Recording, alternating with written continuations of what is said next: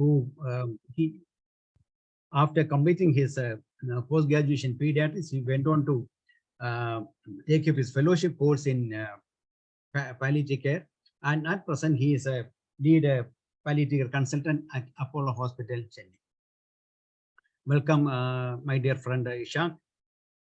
Thank you, and sir. The second speaker is Smriti Khanna. After completing her MD in General Medicine, she again went on to pursue her studies in palliative care, and she is a pediatric palliative consultant at Hinduja Hospital as well as at BJ Hospital, Bombay. And I'm sure both these young dynamic consultants are going to be the face of pediatric palliative care in India in the future. So welcome, Smriti, and over to the speakers for the session. Who is taking the first session? I'll be going, sir. Okay. So thanks for the welcome, kind Ishaq. Yeah, thanks for the kind intro. So as we'll be taking this session, if there are any questions, you can please put it in the chat.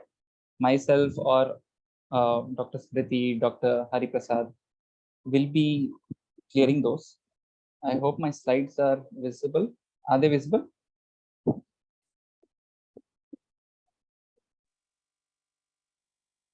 Yes, they are. One second. Yes, we can. They're visible. Yeah, thank you. So today I'll be talking briefly about what is the approach to managing pain in children in a palliative care setting. Myself, Mohammad Ishaq.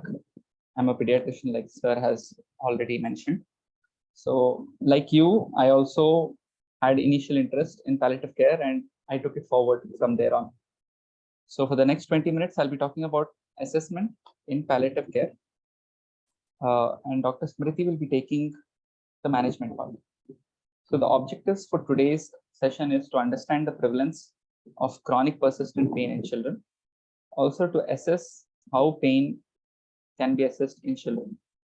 Also to talk about principles of use of analgesia in pediatric population, as well as briefly mention about what are the non-pharmacological approach for managing pain. So what we need to remember is pain is one of the most initial symptoms in many of the childhood diseases. And persistent pain covers a long-term pain related to medical illnesses such as major infections such as HIV/AIDS, pain due to cancer, episodic pain in sickle cell crisis, RS, as well as chronic neuropathic pain. So when we come into the classification of chronic pain, so whenever we talk about pain, pain is of two types. If we classify broadly, acute pain and chronic pain.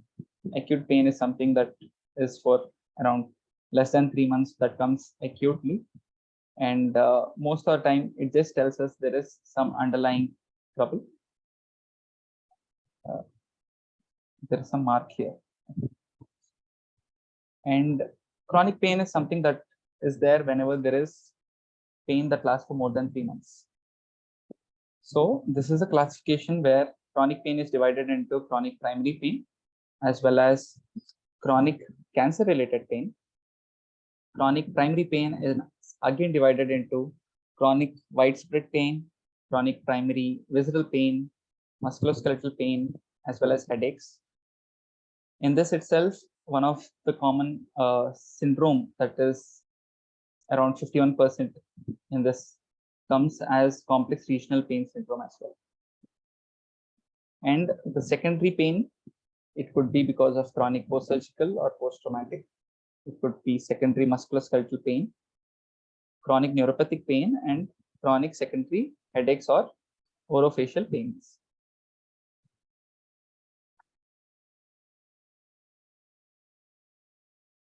So when we talk about pain in children and the various conditions, what we need to remember is in our day-to-day practice, we do see children who are coming with migraine, juvenile arthritis. So they do have, we need to ask whether they have pain or not. During my initial practice or during my residency, I rarely asked if children are in pain. So these are few conditions where there can be chronic or near daily pain. For example, juvenile arthritis, inflammatory bowel disease, cystic fibrosis, So even in cystic fibrosis, we need to keep in mind that children can have pain. It could be muscle pain or skeletal pain due to thinning of bones. There is abdominal pain also at times.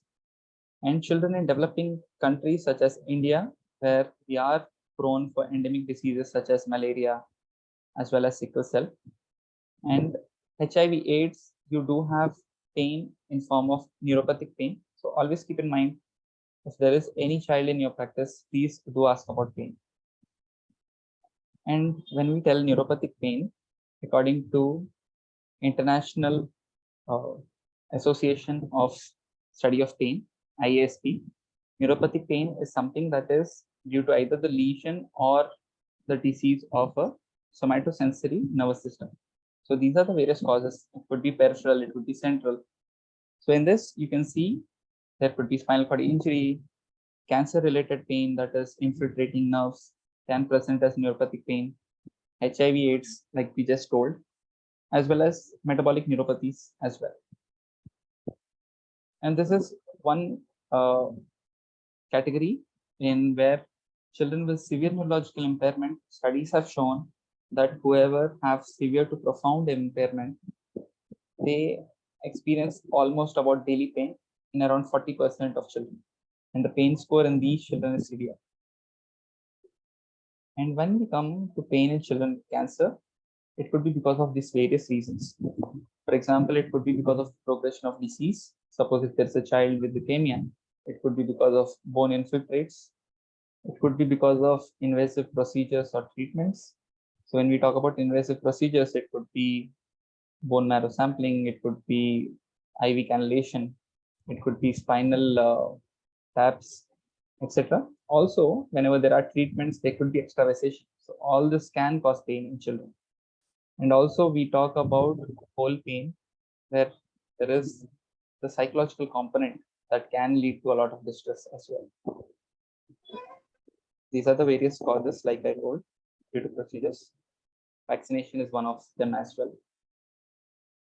And when we talk about procedural pain, though it is very acute and we might feel that, okay, the child will get over it, it does have acute as well as long-term side effects. So when we talk about acute, they can cause a lot of fear and anxiety in children. And most painful and traumatic experiences are mostly seen whenever there is an intervention going on. And when we talk about what are the associated symptoms, we need to keep in mind that there could be sleep disturbances because of it.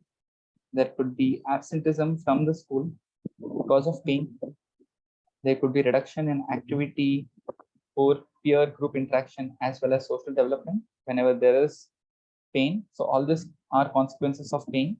There could be economic implications, because if pain is not well controlled at home, the children has to be brought to the hospital and there is an added economic burden to the family. Also, it can lead to anxiety, low mood, depression, as well as emotional dysfunction. What are the long-term consequences? It can lead to higher risk of chronic pain in adulthood, and when it is not taken care of during initial phases, it could lead to post-traumatic stress responses as well. So there are huge long-term implications. And though we talk so much about pain, despite the recognition, we still find that there is inadequate prevention and relief of children's pain across settings, basically. Now coming to the guidelines given by WHO in management of chronic pain, this is the link below. So what WHO says is the best practice for providing good management of chronic pain is to provide with the help of a biopsychosocial model. So you're not only thinking about the physical aspect, but also thinking about the psychological, emotional, as well as social aspects of it. And a comprehensive biopsychosocial assessment, which is age and cultural appropriate tools, is best used for measuring pain, as well as also to know what kind of impact it can have on the quality of life. And furthermore, it tells that we have to involve healthcare providers who are skilled in evaluation, diagnosis, and management of pain, as well as always use interdisciplinary and multimodal approach. So we can take help from nurses, psychologists, physiotherapists, usage of pharmacological as well as non-pharmacological interventions. And whenever we are giving information, try to be very clear, accurate, and timely information would be helpful. And always it would be beneficial for the patient and family if you are making a shared decision, which will lead to a good clinical care. Now coming to the assessment part, the gold standard of assessment of pain in children is self-report. Just imagine how many of us, or just ask ourselves, how many times we have asked whether a child is in pain or not, unless and until they have told. So it's always a good practice to ask if there is any pain, because children many a times underreport pain. So in communication scales, you have self-report as well as parental report. Parents do also tell that the child is in pain or distress. Then there are observational measures such as behavioral scales and physiological changes. Like I said, it is gold standard of pain assessment is self-report of pain levels by the children. And these are the various age groups. When we think, okay, who can report pain? A child as early as 2 years can report pain. A child who's 4 to 5 years school age can use standardized measures, and 5 to 7 years can use word graphic rating scales. So these are the various scales. This is one of the word graphic rating scale, where you can see the pain is scored from 0 to 10. Always remember to explain the scale prior to expecting an answer from the child. You just explain what 0 means, what 5 means, and what 10 means. And this can be used in 8 years to more than 8 years old. Few children who are very smart can also use this by age of 6 years. This is one scale which we many a times use in our practice. This can be used in children from 4 to 8 years old. What we can do here is, whenever you're using the scale, don't just see the face and judge. You have to show the child what face depicts how much it hurts. So please explain them. The image on the far left is an image where there is no pain at all. As we go from left to right, it shows increasing intensity of pain. So just whenever you're taking this assessment, please explain the child what this means, and whichever place they point out, based on that, we can know whether it is mild, moderate, severe. This is one more assessment tool where you give them 4 chips and you tell them how much pain it is. If the child is showing 4 chips, it means severe pain. 2 to 3 chips is mild, moderate pain, and 1 chip is mild pain. The other one is finger span. Many times children tend to just say like this much pain, this much, or this much. So this way you can show based on the distance between the 2 fingers, it indicates the amount of pain. This is one more scale, one more assessment tool.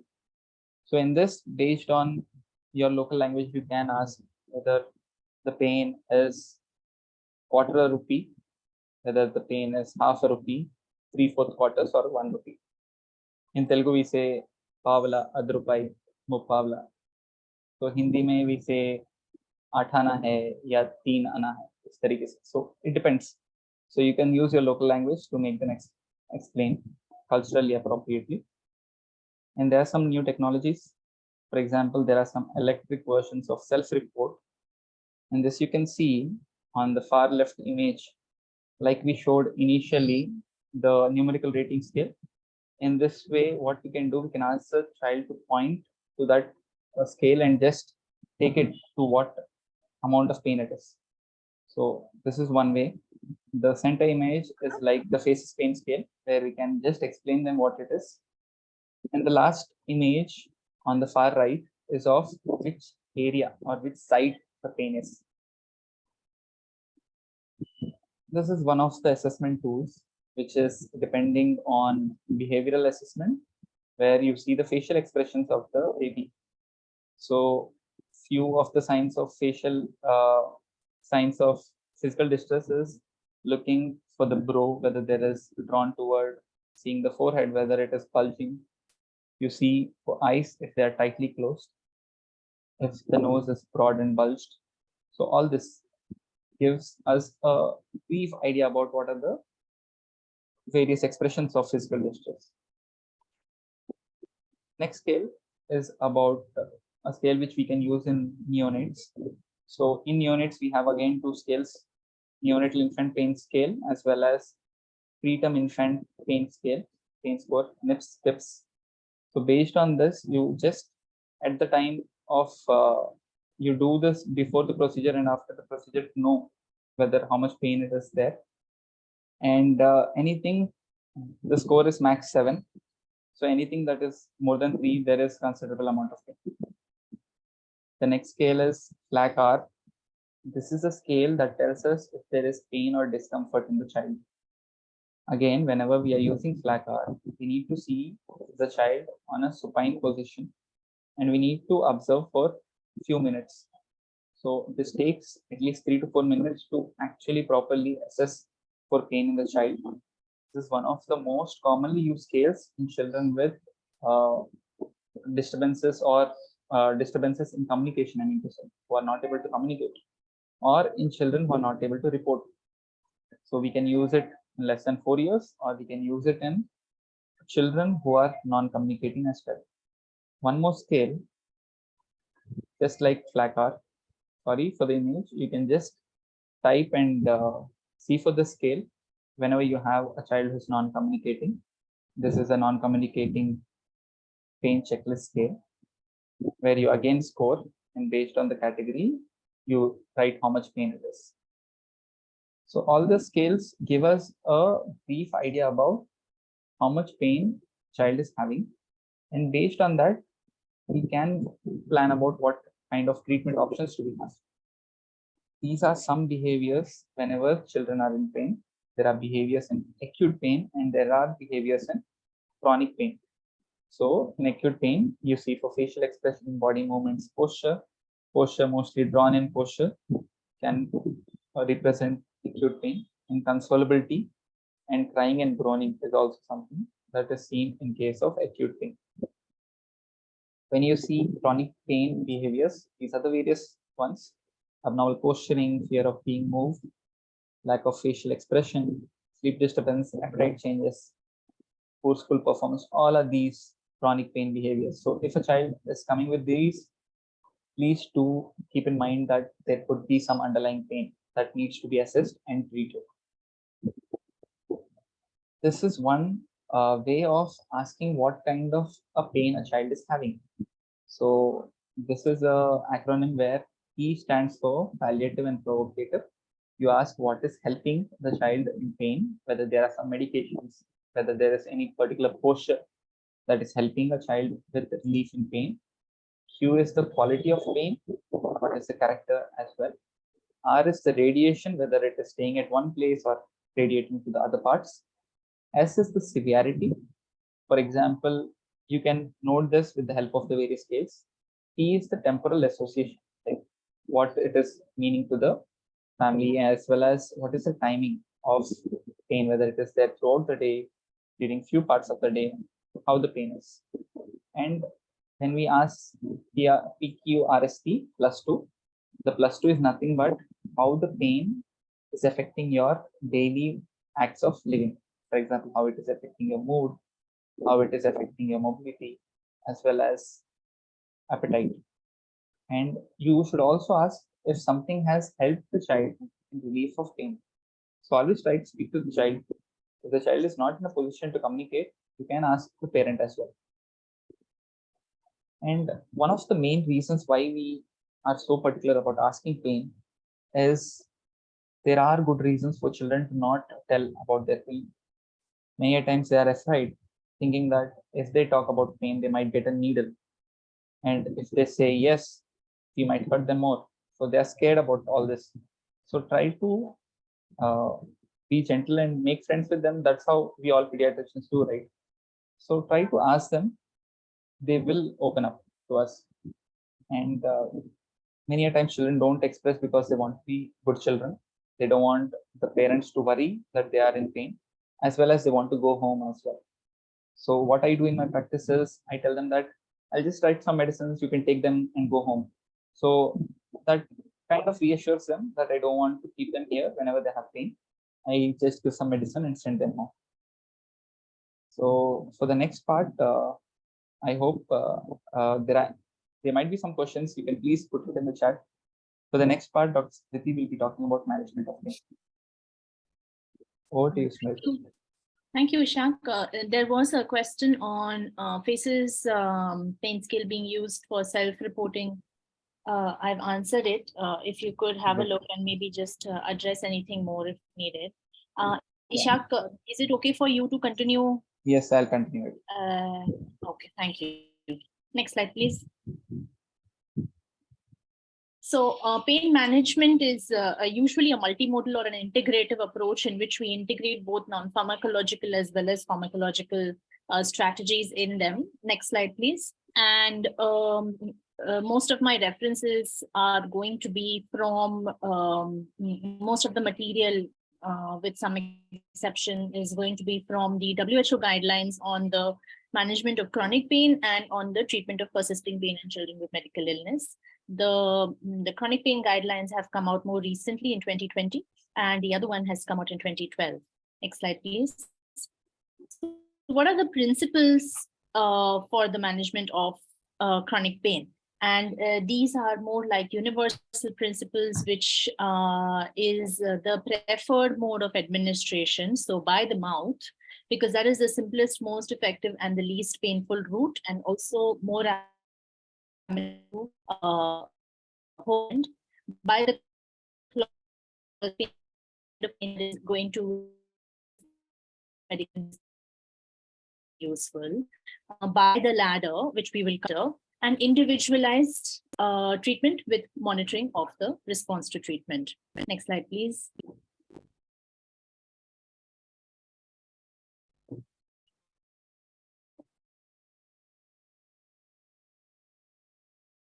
So the we have some of you may have heard about the WHO analgesic ladder for adults, which is a 3-step ladder. In children, the second step, that is the middle step, is excluded because the medications that are used in step 2 are not usually used in children. So step 1 is when we will give non-opioid medications with or without adjuvants. And by that we mean acetaminophen, NSAIDs, and other adjuvant medications, which I will come to in the future, in the course of the lecture. And if with step 1 medications, the child's pain is not under control, then we move directly to step 2, where we give strong opioids with or without all the medications that we have been using in step 1. Now, it is found actually that addition of paracetamol actually causes a synergistic effect to the use of morphine in pain management.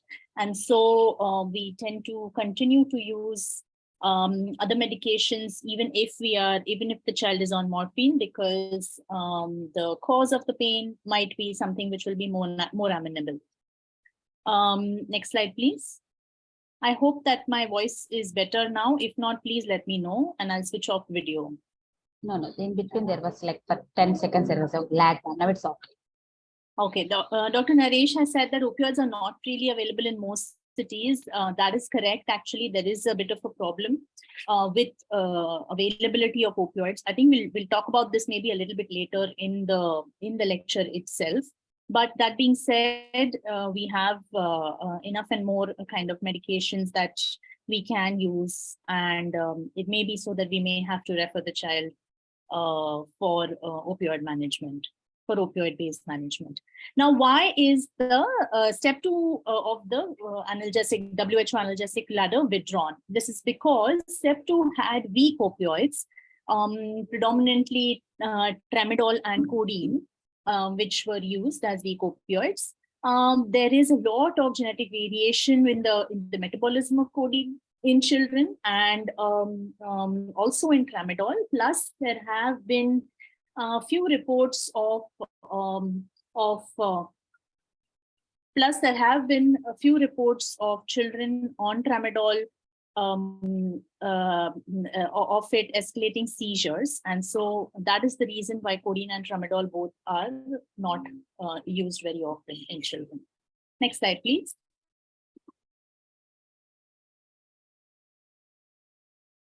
So basically it's genetic variability and seizure potentiation. Next slide, please. The step 1 ladder, this is just a table that talks about what are the different drug dosages that can be used. This is available in the WHO guidelines, so I'm not really going to go deep into it, but just to tell you that these are some of the NSAIDs apart from paracetamol that are used. Next slide, please.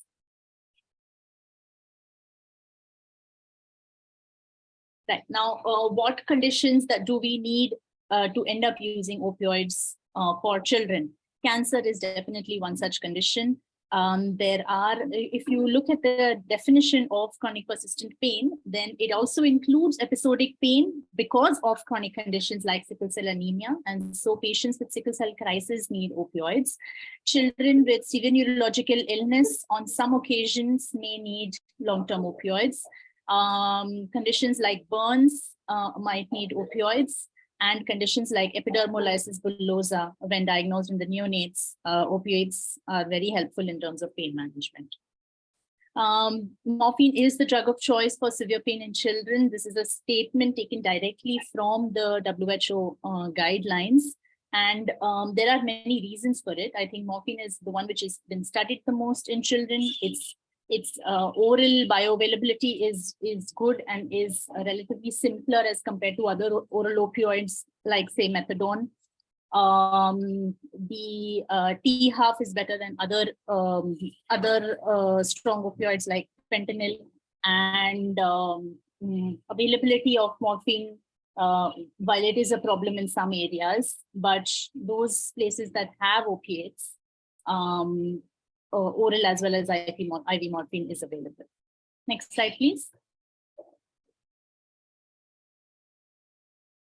So how do we use oral morphine? One thing to remember is that the T-half is 4 hours, and so we need to give a 4-hourly gap between doses. I have seen in many situations, patients being given morphine, but at say 6-hourly dosages or 8-hourly dosages. These aren't effective, and they lead to a lot of confusion with the use of opiates. And so this is how we should primarily use morphine. Titration is that it can be done in 2 ways. One is that if pain is not in control, then we increase the morphine dose by 50% the next time. And the other way to do titration would be to see how many SOS or PRN doses the child is needing, and calculate the total morphine equivalent, the total daily dose of morphine that the child is going to be needing with the number of SOS doses. So for example, if a child is on 5 mg 4-hourly of morphine and needing, say, 2 extra doses per day, so that turns out to be 5, 6 or 30 plus, so 40 becomes the total daily dose requirement of the child. And so now we divide 40 into 6, and that becomes the 4-hourly dose of morphine. There is no maximum dose of morphine because with increased pain, more and more opiate receptors get recruited, and that's why sometimes we need increasing doses of morphine in order to fill those receptors. Next slide, please.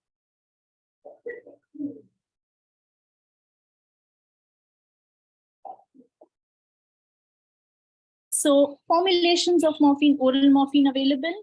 Oral morphine is available both as immediate release as well as sustained release tablets. Immediate release is the 4-hourly tablets, which is available in 10, 20, 30, and 60 milligrams.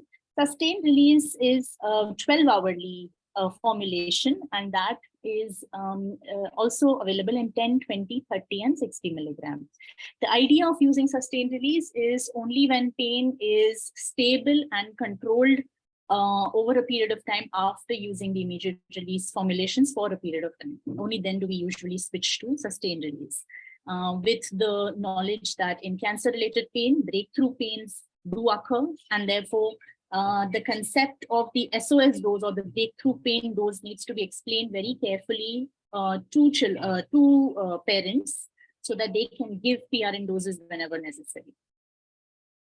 And the other formulation of morphine is IV, which is available as 10 mg per ml as well as 15 mg per ml.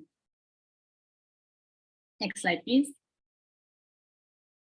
So these are the dosages for starting doses of morphine in opioid naive children.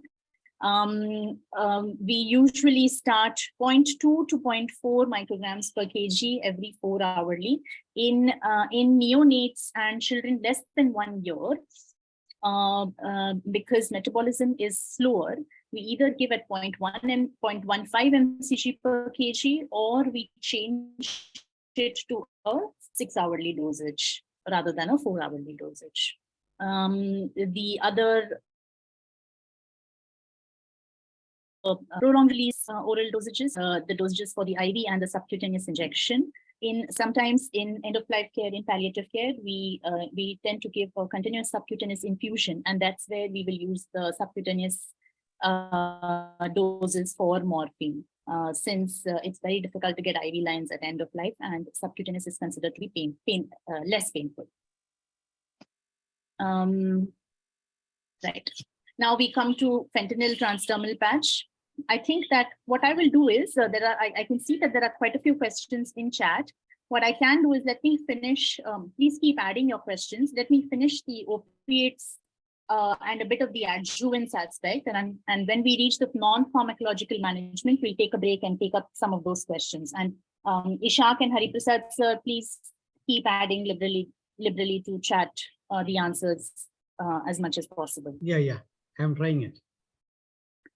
So now we come to fentanyl transdermal patch. Fentanyl transdermal patch is also a well-tolerated treatment for pediatric cancer-related pain. Usually not so preferred amongst palliative care physicians because we prefer the ease of use of morphine. It is much easier to titrate doses. It is fentanyl is not a good fentanyl transdermal is not a good starting opioid for children, because you will have to wait 12 hours to see one, for the pain relief to happen, and second, to see if this is the right dosage that the child needs. Sometimes there is variability of patch usage. It might wear off a little earlier, or the fentanyl may remain in the body for a little longer duration. And so that's why we prefer usually oral morphine. I have also found problems with percutaneous absorption, although this is more of an observation that I say, and especially so more in older children who sweat or who have body hair. So fentanyl transdermal patch, the indications would be swallowing disturbances, children not able to take orally, a lot of stomatitis, a lot of nausea or vomiting, or sometimes if there is a compliance issue, and it's very difficult to get the child to take medications every 4 hours. Less than 15 kg, we usually give 12 microgram dosage, whereas 15 to 30, we give the 25 microgram dosage. Next slide, please.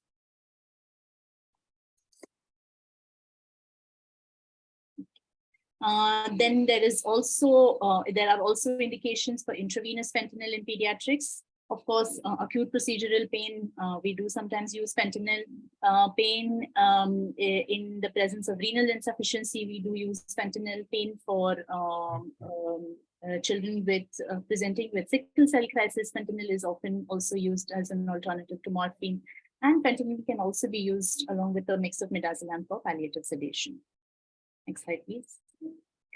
Methadone, there is limited evidence in children. There is some evidence in adults, and that has been extrapolated to use in children. The problem with methadone is that its usage is a bit complex. Pharmacodynamics are not linear. The starting dose of methadone depends upon the total daily dose of morphine and that dose changing is not as linear as it would be in case of any other drug where we need to switch from one opioid to the other. But there are good indications for use of methadone, opioid rotation, when we suspect that there is fatigue of use of one opioid and we want to switch opioids, and in complex neuropathic pain conditions in children with cancer pain where there is a neuropathic component or neuropathic pain by itself, methadone can be used. There are some, there is some monitoring to be done by methadone, usually ECG and electrolytes magnesium. And usually we advocate that methadone be started by a practitioner who is well versed in the treatment of pain or a palliative care practitioner. So methadone is available as oral formulation with 5 mg tablet as well as 5 mg per ml syrup. Next slide, please. Go ahead, please. Next slide, please. Okay, now we come to the general side effects of opioids. I'm asked this question very often by parents and by caregivers about what is the important side effects of opioids, and even by some of my colleagues. And most people are worried about respiratory depression. There are quite a few studies that have been conducted which show little to no incidence of respiratory depression, especially with oral morphine. With IV morphine, the incidence is a little bit more, but not so much for children in pain or adults in pain either. The trials which talk about respiratory sedation are for indications of opioids and morphine in a non-pain kind of background, non-chronic cancer pain kind of background. So the most important kind of side effect that we encounter frequently is constipation, which is why we routinely prescribe a laxative, preferably a stimulant rather than a bulk forming laxative, because we do know that it has a depressive effect on the gut and it's going to cause slowing of the gut by itself. Other side effects are nausea and vomiting. There is itching sometimes with morphine with response to 5-HT3 antagonists. There is going to be some amount of sedation at the beginning of, at the initiation of opioids, morphine, fentanyl, either. There are two things to think about in the context of drowsiness and sedation. One is that tolerance develops to it and it gets, it usually wears off. And two is that for children who we prescribe opioids, many of them have not slept for very many nights because of pain and poor pain control. And so it is my observation that after starting opioids, children will usually sleep well for about 8 to 10 hours at whatever time of the day it is. And it's the next day that I would prefer to assess for whether I need to reduce the dose of opioids just because the child is sedated. And the other side effects that we encounter are sometimes urinary retention as well as mouth dryness. So these are some of the side effect profile of opioids. Next slide, please. And then we have undue drowsiness, myoclonus, and delirium, as well as respiratory depression. These are indications for either reducing the dose or for stopping opioids. Next slide, please. Now, the guidelines have also sort of given a statement about addiction to opioid medications in children with palliative care needs. We are all aware of the opioid crisis that is going on in the States and in the Western world, and largely because of synthetic opioids and because of unlimited prescribing. But there is a lot of information and talk going on about how to use opioid medications effectively and appropriately. And opioid stewardship is sort of the watchword of the hour, of the day, but that does not mean that children in pain with cancer do not deserve to have adequate pain medication for them. So appropriate medical use of prescription pain medications under proper monitoring does not lead to addiction in young children and adolescents. Next slide, please. So what are the essential practices of opioid stewardship? It should be used only for appropriate indications. It should be prescribed by trained providers. There has to be a continuous risk-benefit assessment going on. Next slide, please. The impact must be continuously monitored and evaluated. Next slide, please. There has to be a clear plan for continuation, for tapering, and for discontinuation of the opioids. And the child and the family also must be told about the plan and the rationale. There is usually a lot of opiophobia which we need to kind of address and examine and understand.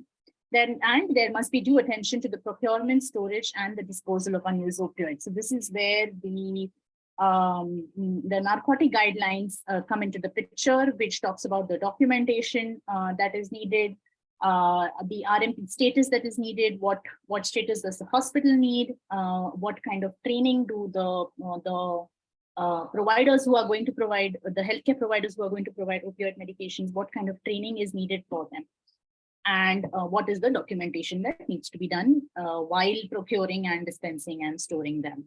When do you discard? How do you discard? All these things need to be part of the hospital narcotic policy. That is if you are stocking opioids.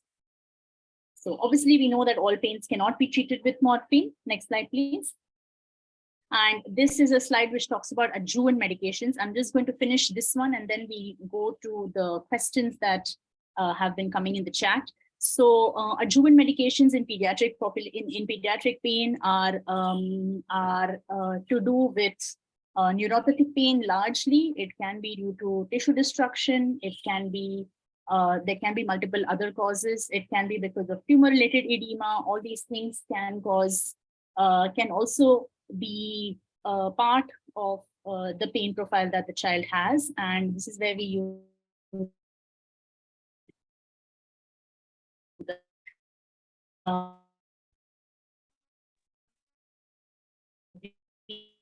We lost you. Hello? It's not susceptible. Hi, Ma'am, can you hear me? We lost you. I think maybe just take 30 seconds. You can just start from what there. part? This entire slide? No, I think you started something on adjuvants. You can start from there. Am I audible now? Yes. Okay. Yeah. So adjuvant medications are used, one for neuropathic pain, two for tissue damage, three for tumor-related edema. These are kind of the other not classical pain medications and that are used. So basically any medication that is not an NSAID, not paracetamol, not an opioid is an adjuvant medication. And so usually when we assess a child's pain, we come to a pain diagnosis, which talks about whether it is nociceptive, whether it is neuropathic, whether it is acute, whether it is chronic, what is the larger component, and what is the cause for each of these. Because even in a child with cancer, there can be non-cancer causes of pain. And this is something that we will look at a lot in children with severe neurologic illness. Infection can be a cause of pain, and just giving pain medications is not going to be helpful. There could be dysautonomia, which can cause irritability in children, and they may not always respond to pain medications. So what sort of adjuvant medication to be used when is also an important thing. I have a slide lower down, which I'm going to talk about. Sorry, can you please go back to the previous one? Okay, so here are some adjuvant medications which we use in pediatric practice. Tricyclic antidepressants, yes, for neuropathic pain, but also sometimes it could be that a child with neuropathic pain and anxiety may benefit more from tricyclic antidepressants. A child with neuropathic pain and sleeping issues may benefit more from gabapentinoids. Then some additional other medications that can be used are alpha agonist. Clonidine has a good result in neuropathic pain. Dexmed is usually used more as a sedative, but we have been using it now even in our hospices for sedation. Gabapentinoids like gabapentin and pregabalin are some other adjuvant medications, and then you can have melatonin, which acts more on sleep and sleep cycle. Some other drugs are steroids, which can help in tumor-related edema, especially in children with CNS tumors. Next slide, please. So like we have a pain ladder, which we saw in the beginning, towards the beginning of my aspect of the lecture, we also have guidelines for pharmacologic management of neurological, pain perceived to be a neuropathic. So usually we start with gabapentin or a gabapentinoid, and then we move on to second line considerations, which could be TCAs or clonidine. And in third line considerations, we would think of opioids, methadone, etc. There is a small aspect of the pediatric population that does need long-term but lower dosage opioids for the management of chronic pain, which is primarily neuropathic. Next slide, please. Okay, now before we get on to this, I just want to ask Ishak and Dr. Hariprasad if all the questions have been addressed or there is something that we need to add. I think one or two questions has to be answered. I think for how long the NSAIDs can be given in chronic pain? I think I might to answer that question. Then the last one, experience with the diclofenac in pediatric pain. So would you like to take that?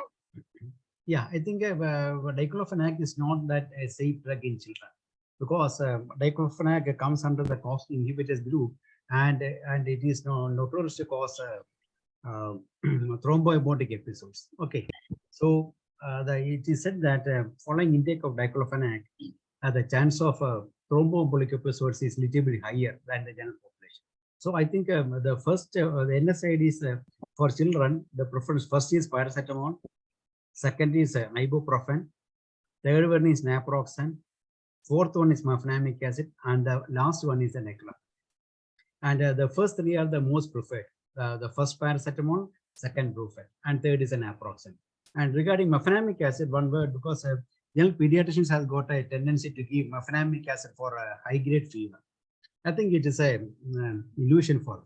If you give 15 milligram per kg per dose, maximum of 5 times a day, that is 75 milligram per kg per day, with a ceiling of 4 gram, almost all the fever and also reasonable pain control will be obtained. Okay, and regarding the problem with mefenamic acid is, one, it can cause interstitial nephritis. So any child taking NSAID should take adequate fluids. And even with this, mefenamic acid is notorious to cause interstitial nephritis and then present as hematuria. And the second one is it can cause thrombocytopenia. Okay, so we know that India is endemic for dengue.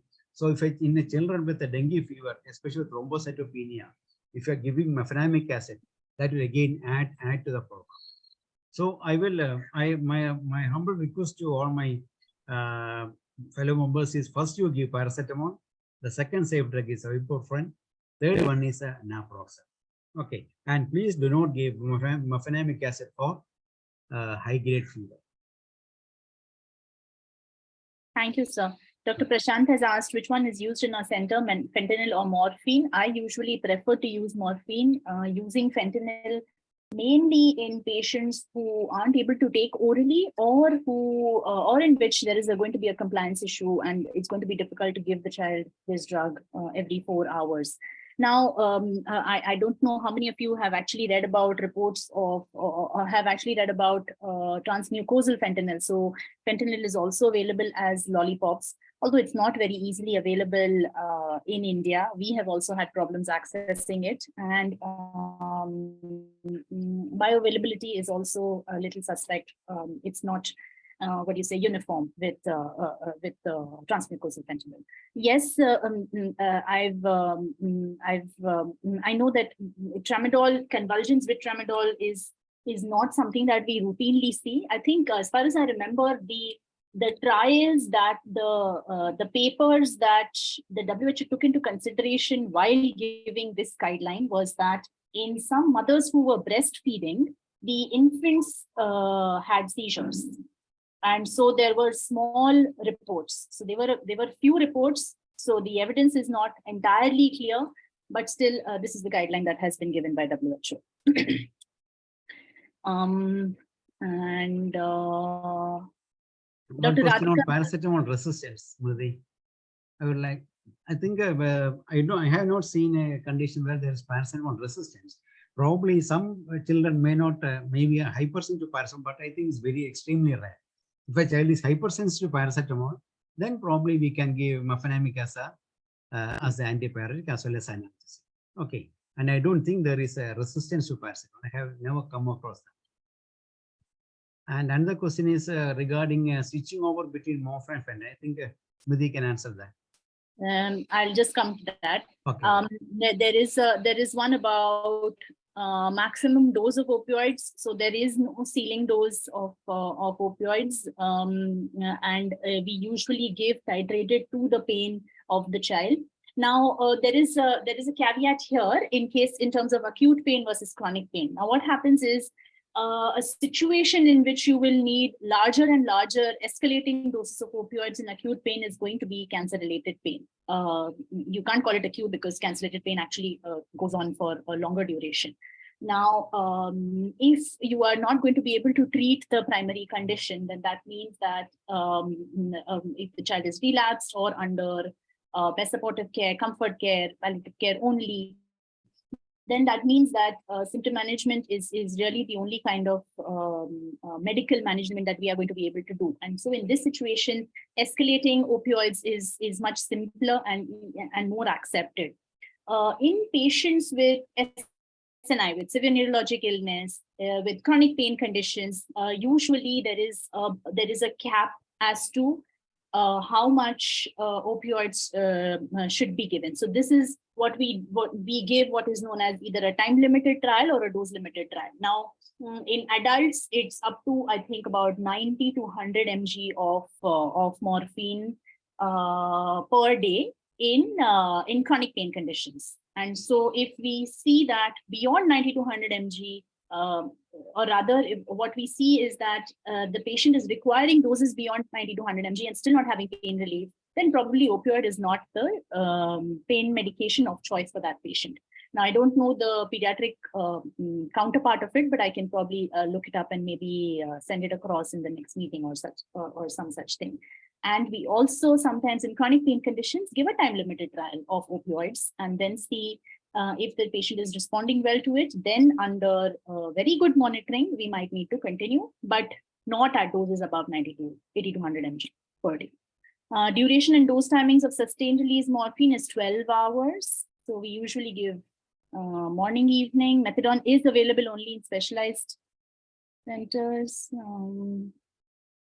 Sir was saying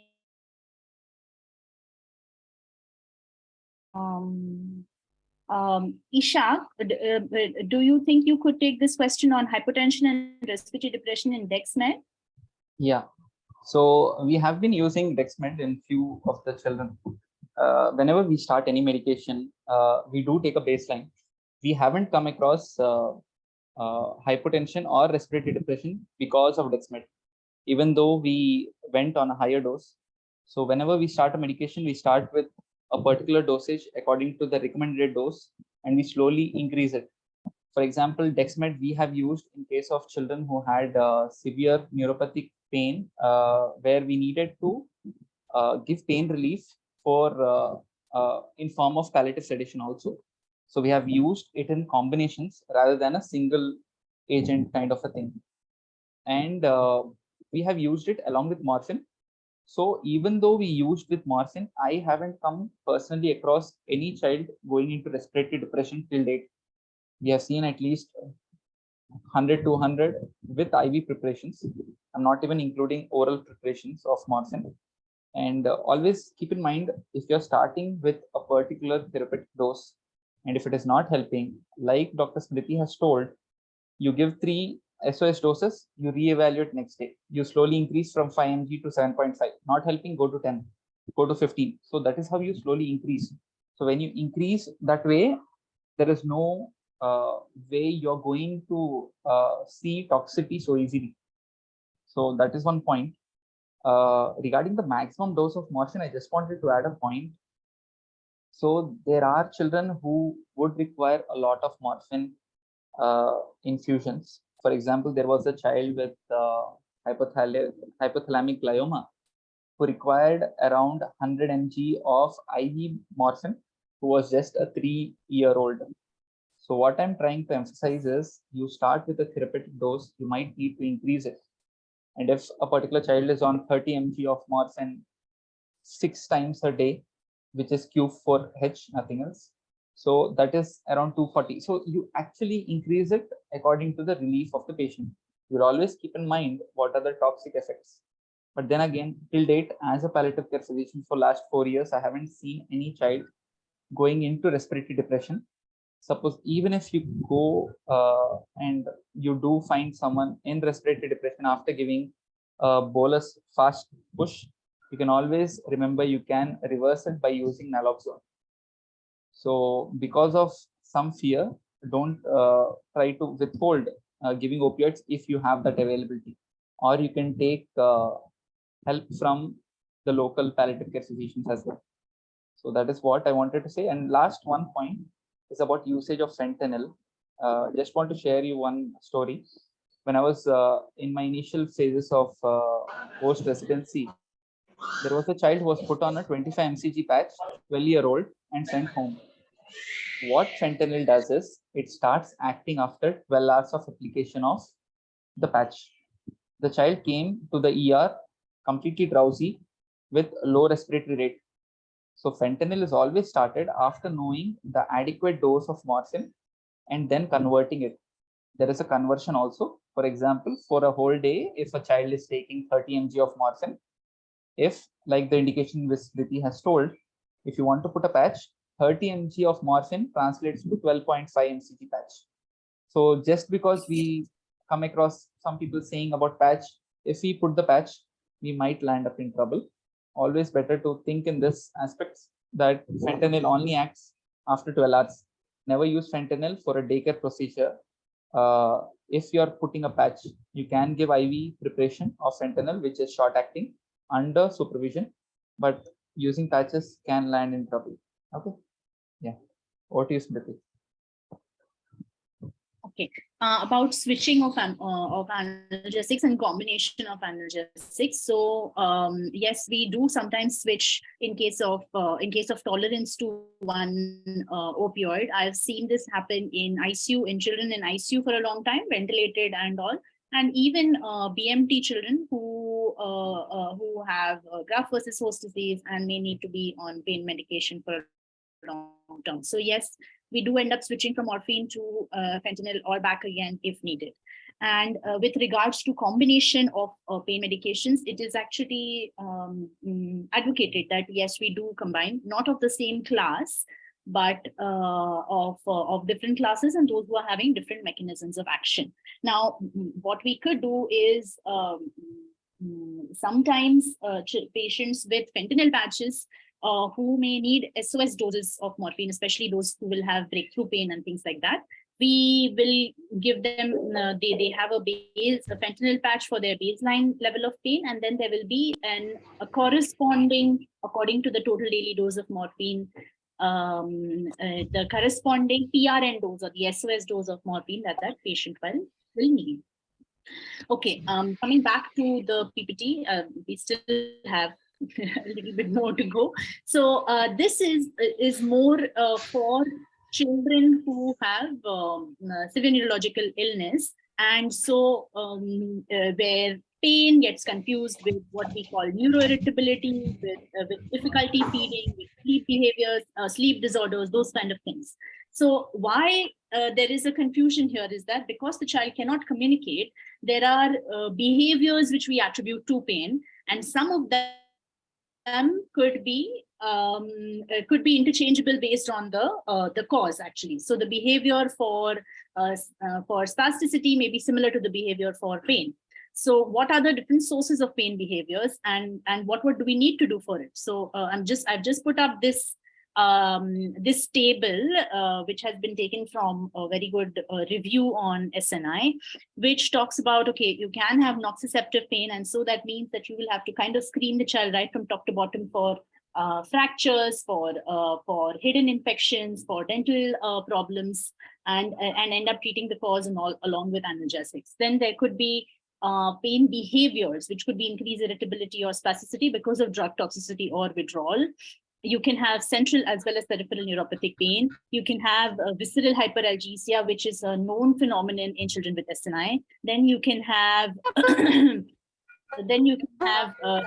retching and vomiting, which is also part of. Then you can have retching and vomiting, which is. Vanilla, can you mute all of this? I have muted, sir. Everyone's like muted. I'm just checking. 1 second. 1 minute.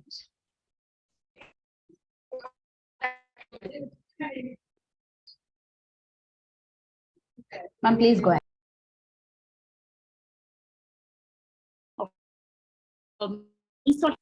You can have dysautonomia as well as spasticity, which can contribute to increased irritability, altered sleep behavior, decreased sort of interaction with the environment. All these can be misinterpreted for pain behaviors also. And so this is to say basically that the picture in children with SNI can be very complex, and it might be, we might need to do a little probing to find out what is this, what we call pain behavior, what is it actually pointing to? Is it actually pain or something else? Next slide, please.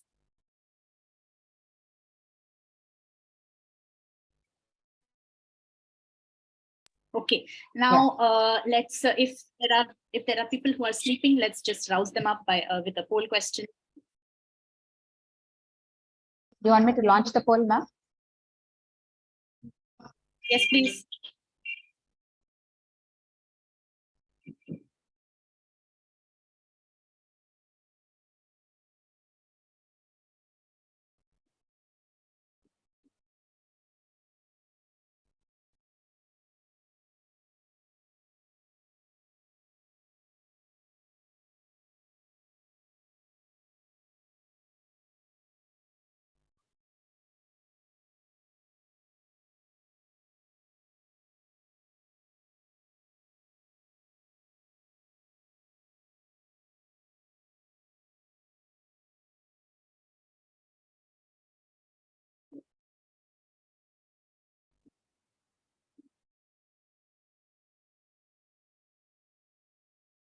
So the question is that which of the following can be used as pain management in neonates?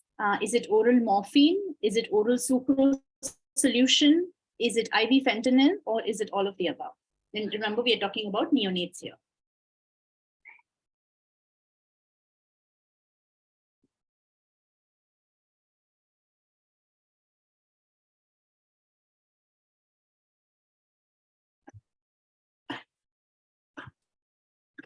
Vanilla, you can stop at 1 minute 30 seconds. I think we have about 10 seconds. I'll do that. Sorry, Okay, I ended the poll. Don't worry, it's okay. 1 minute is more than enough actually. So 38% are saying that oral sucrose is can be used.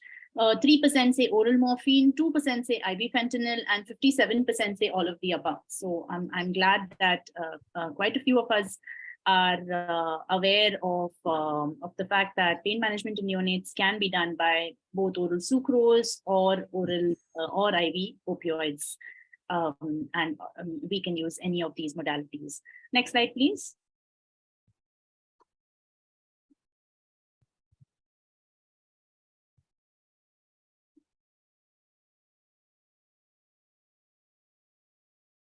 Yes, yeah. So you wanted to say something? No. Okay. Now only one question, eh? yes, only one question. That's Okay. I thought just the one. So Now, just a short, just a few slides on neonates, and then maybe we can go to the procedural pain and some exercises if we have time for it. Pain management in the newborn. There are both pharmacological as well as non-pharmacological measures. Some of these you must be already familiar with. Timing medical interventions with daily care procedures. So while suctioning and diaper changing is happening, time your examination of the infant, of the neonate along with it. So this is how you decrease bedside disruptions, because any kind of disruption can increase pain perception in the neonate and make the neonate uncomfortable. Then kangaroo care, kangaroo mother care, kangaroo father care, and facilitated tucking. Both of these are known to actually reduce the perception of pain. Non-nutritive sucking, breastfeeding, and oral sucrose. All of these can be used as pain relief measures while while performing any procedures on the neonate. Both fentanyl and morphine are used routinely in NICUs for ventilated patients. But I was just looking at the evidence supporting or not supporting the use of them. So there is very inconclusive evidence regarding long-term, one regarding actually a morbidity or a mortality benefit, and secondly, long-term adverse events also, whether it contributes to any kind of neurological adverse effects in the future. So the data is still quite inconclusive. That being said, many neonatologists continue to use opioids routinely for ventilated children. Sometimes they tend to avoid in 22 to 26 weekers. However, if you look at evidence for symptom management in end of life of fentanyl and morphine, it is very little and mainly extrapolated from adult studies or pediatric studies.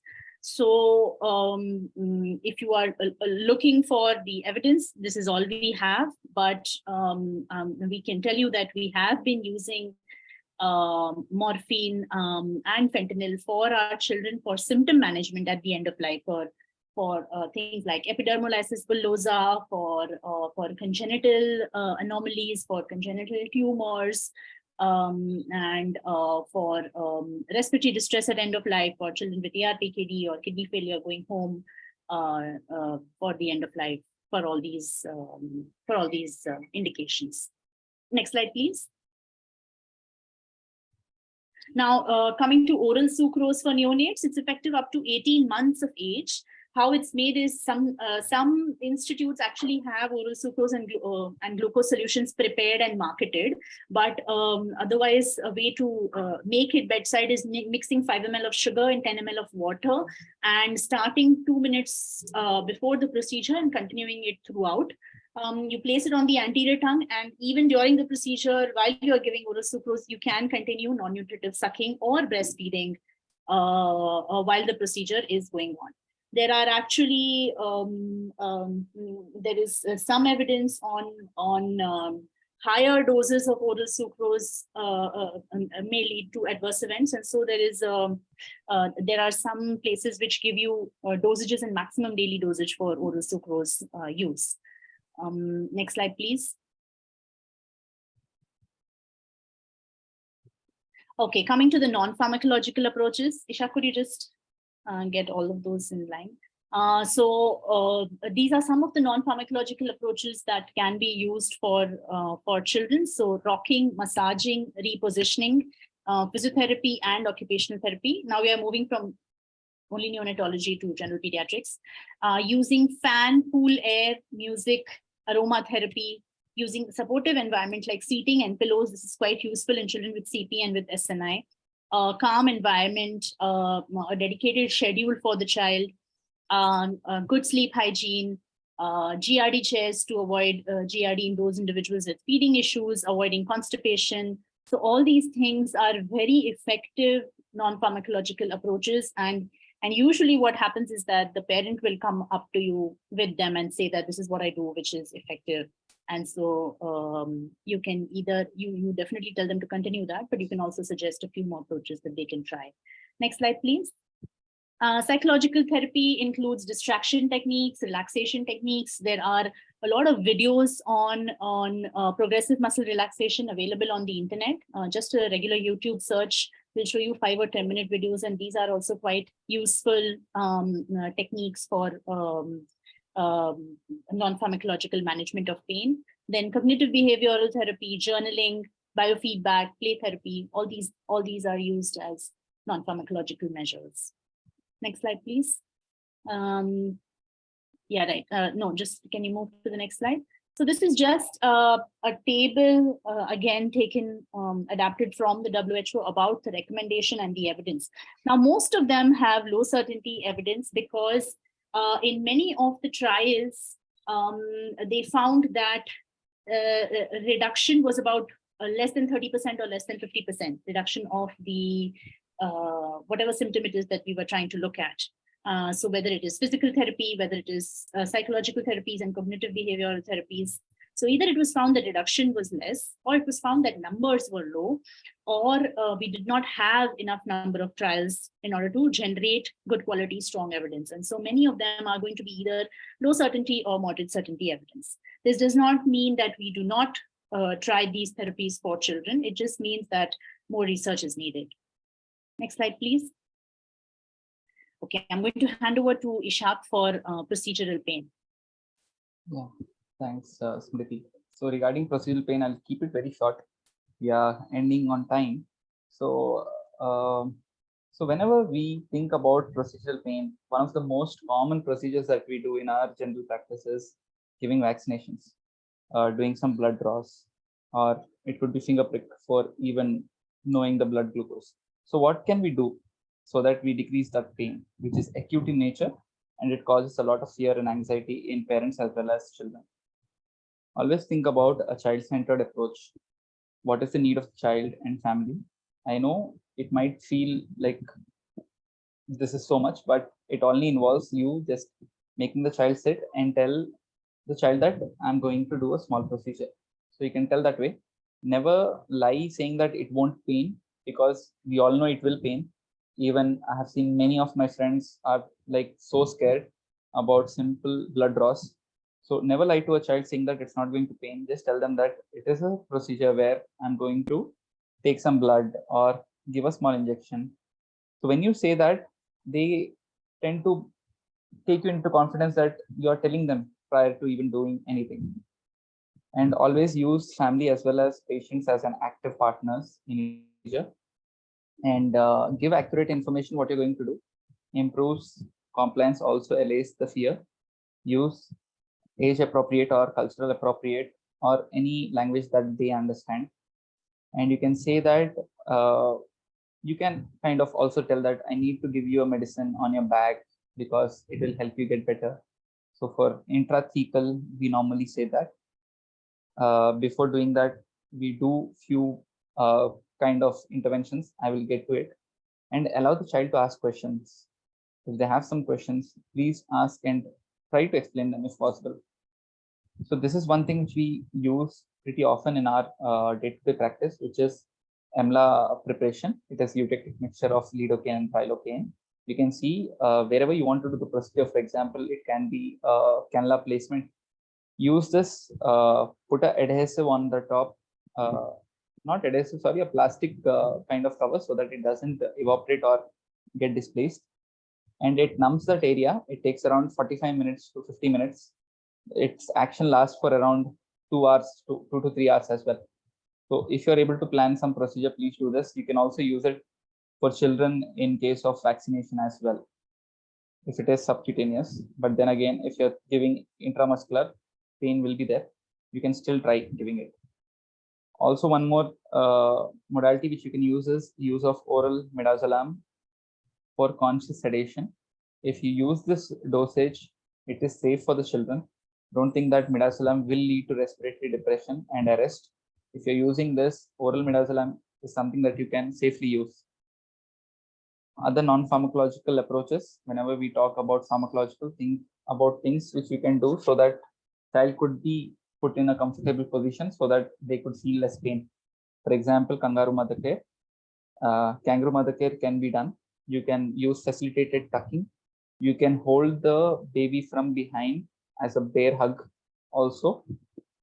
So these are some comfort positions where the child is able to see what the procedure is going on, but mother is holding the baby comfortably. In the second picture, you can see the child is totally distracted here, and the physician or the healthcare professional is giving some injection. On the last image also, the child is being very well distracted. So you can distract them with the help of bubbles, with the help of some toy or battery run fan. All this can be done in your practice. And once you do that, the parents also like you a lot, that you're putting some effort. And I would like to conclude the presentation by saying that painful procedures and high pain prevalence when facing a potentially life-threatening illness can cause a lot of suffering to not only parents but also to children. Always keep in mind, children do feel a lot of pain as well.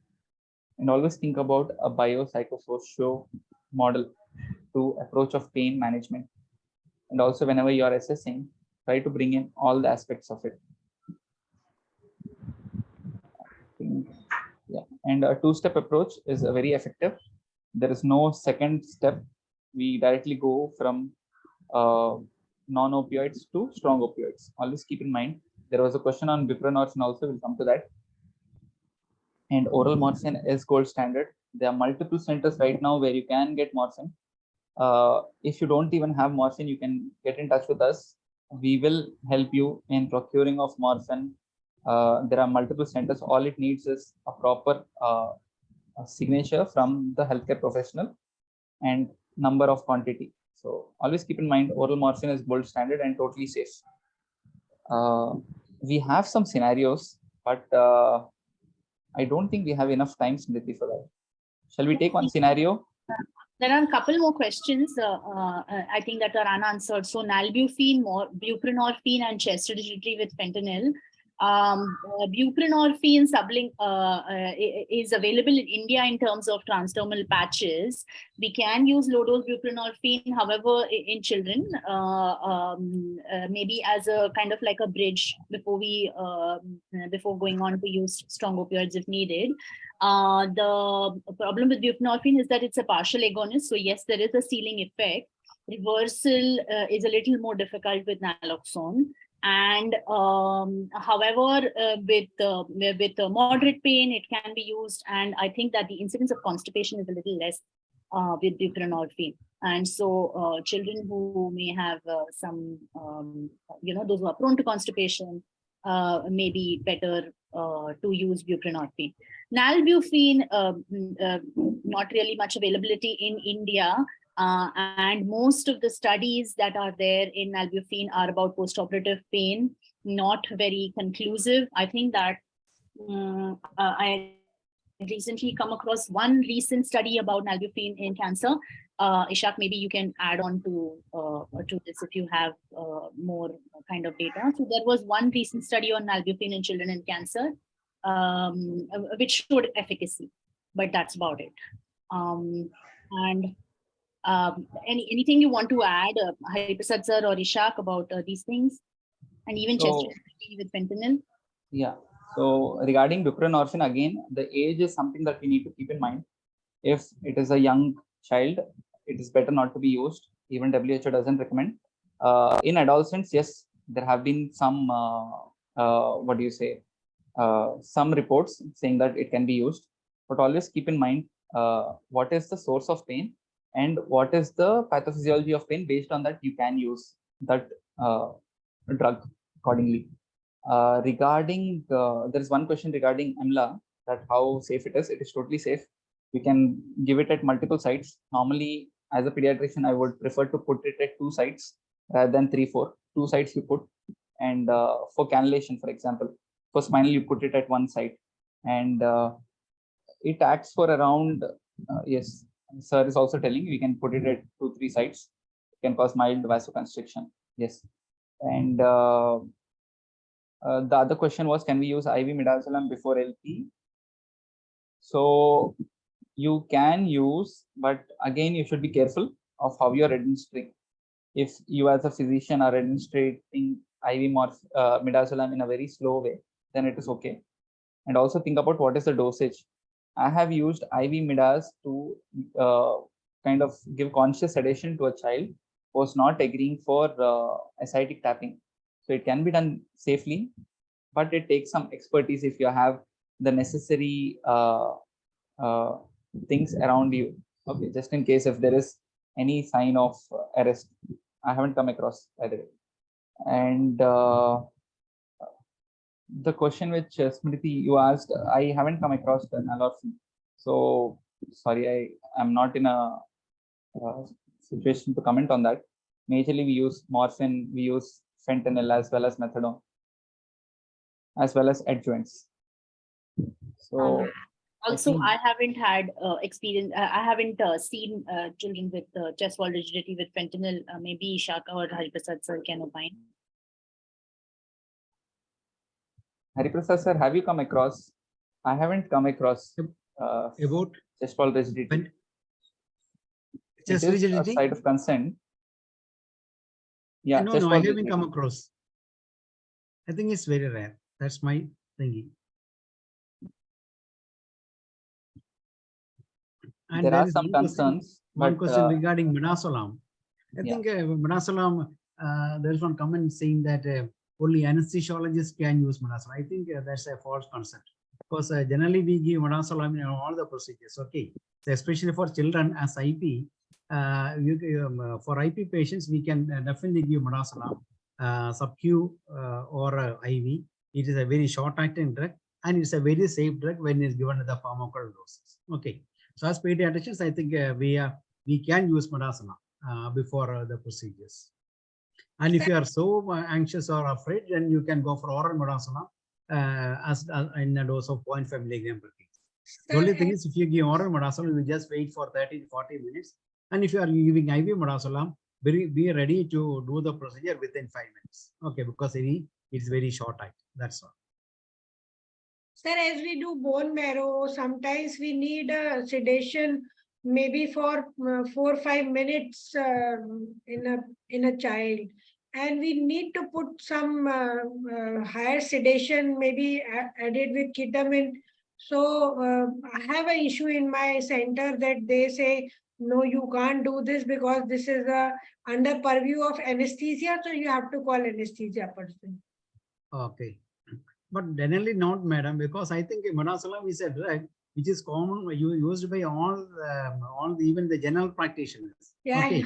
And yeah, and we give midazolam nasal for children with febrile seizure and children with epilepsy. We give midazolam nasal spray for use at home. Yeah, we empower the mothers to use midazolam at home. Then what's the problem? Now your certificate can help us to use it confidently. Yeah, definitely. And also maybe change in policy will be helpful. The other day in my hospital, they were telling that in the ward I can't give IV morphine. So I was like, okay, I'll get in the change in policy, and I had to give subcutaneous morphine. So at times you would need to kind of bring in some changes. The change will come. Then again, we need to put in some effort for that.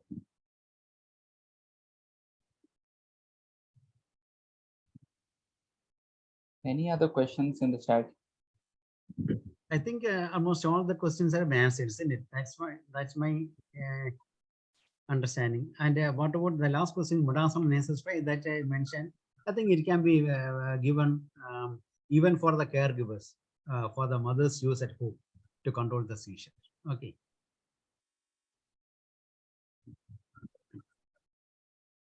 Any other thoughts? Any other questions? Yeah, ketamine also. I think one word about ketamine also. Ketamine, if you're using as a PG, I think definitely you can use a consultant. Okay. So I think ketamine can be used, especially for children with before the procedures for IP patients, for bone marrow transplantation. And we advise for almost all the procedure, especially for bone marrow, definitely will be ketamine before the procedure. And please make sure that you are giving a local anesthetic also. Okay, because it is generally we pediatricians have a notion that no need of giving local anesthesia before leaving lumbar puncture, but that is a false notion, because even if you sedate and if the EMLA apply the EMLA patch will only cause anesthetic effect on the skin. So ideally speaking, if the procedure has to be completely free of pain, ideally you should give lignocaine locally to the space before doing the lumbar puncture. So that's what I do in my practice, wherever in all medieval where I have practiced, and it causes zero pain. So I think you apply EMLA patch 40 to 45 minutes prior to the procedure. Sedate the child with the midazolam, either oral or subcu or IV, and then just before give local lignocaine and then do the procedure. It will be completely free of pain.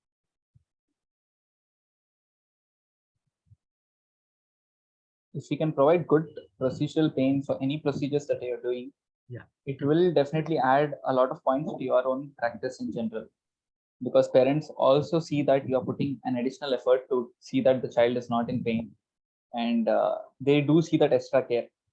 So it's a good practice. and again, I think we should communicate with the parents. We must describe to them what is the procedure we are going to do, and what is the aim, and what is the purpose of the procedure.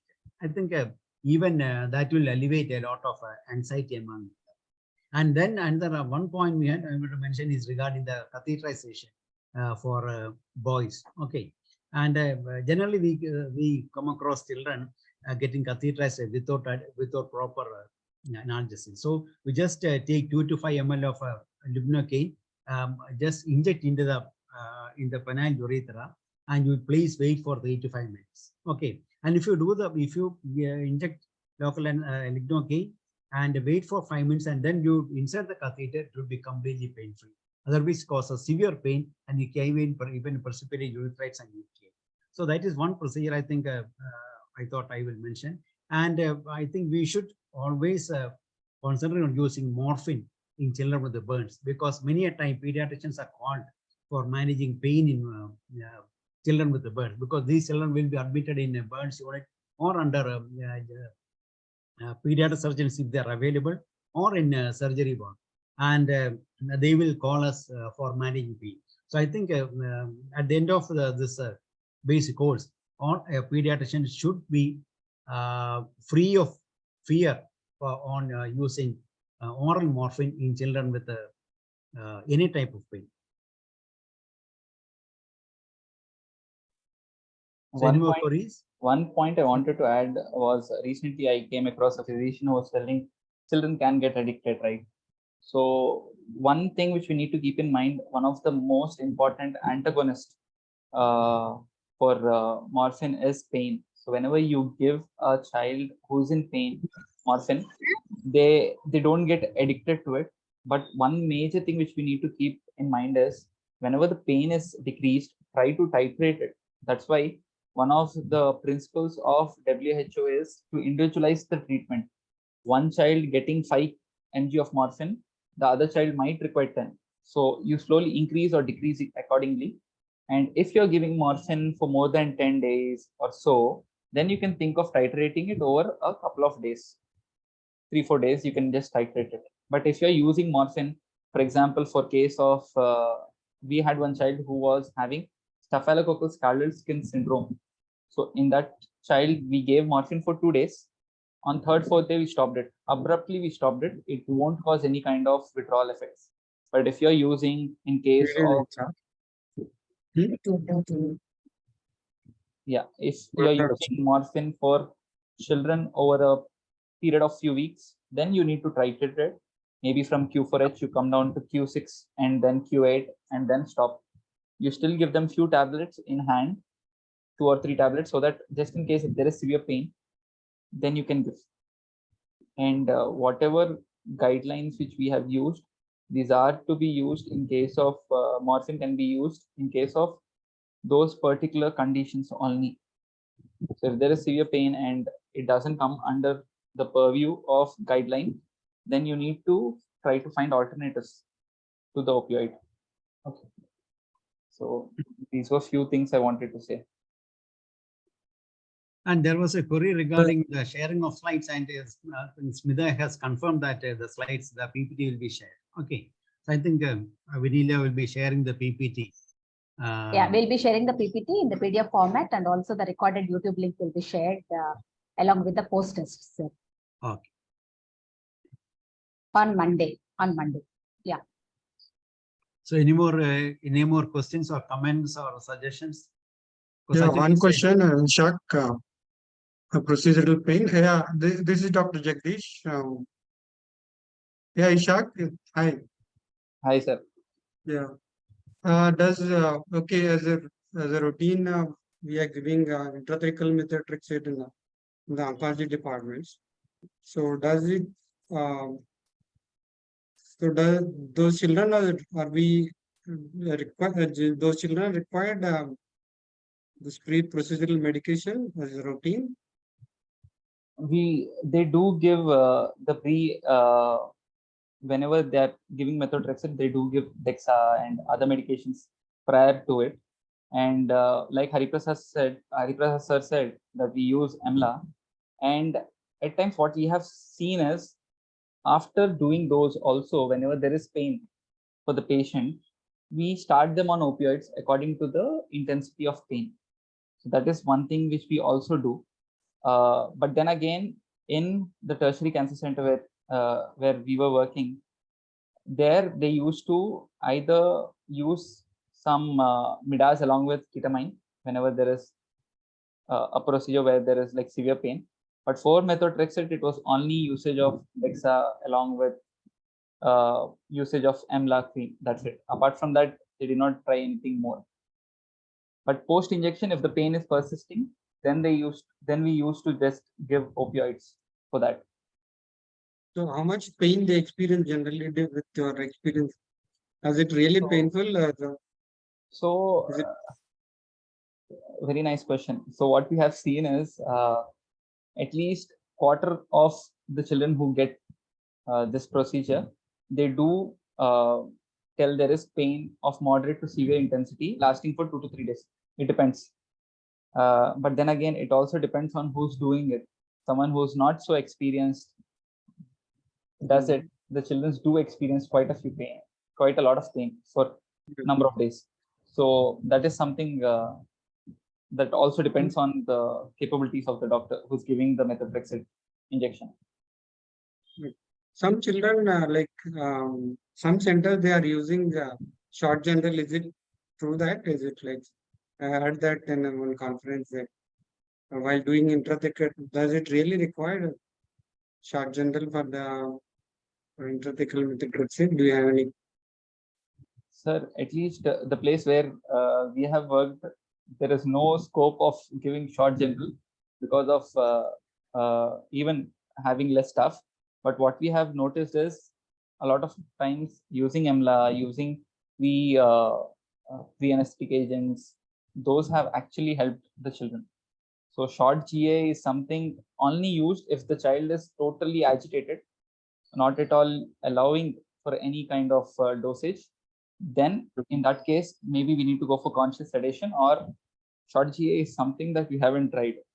Conscious sedation was something that pretty much helped us getting the procedure done. Yeah, then one thing is those who are not on morphine, can we use like SOS morphine like for procedural pain? Yes, we can happily use in case of children post procedure also. I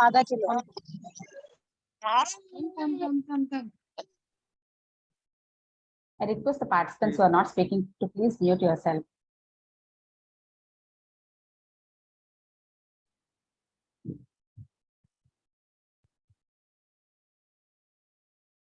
Yes, sir, sorry, over to you. Any more questions? So shall we wind up? Vanilla? I think we can wind up, sir. Okay. Yeah, yes, So sir. I think we can I wind up. think we had an excellent session, and I thank all the participants as well as the two excellent speakers, Ishak and Smriti, for that fantastic session on a very common topic, that is pain in children. And I'm sure this will empower all of us in managing pain in children. Okay. And next session is on August 19, and the session is on the common symptoms in GIT and respiratory problems. Okay. And children with chronic debilitating diseases. I think we had a wonderful session, and I take this opportunity to thank each and everyone once again. So thank you all. Over to Thank you very everyone. much, sir. If there are any We would questions, like- you can always get in touch with us. And thank you, Hariprasad sir, for being our facilitator at the last moment. Okay, thank you. Thank you, sir. Thank you Thank for you. supporting us. Bye. Thank you, Vinila. Thank you, Thank you, Ishan. everyone. Thank you so Thank you, much. Smriti. Bye, sir. Thanks, Anila. Bye. Bye-bye. Bye, Ishad, sir. Bye-bye. Have a great weekend. Hi, sir. Hi, sir. Sir.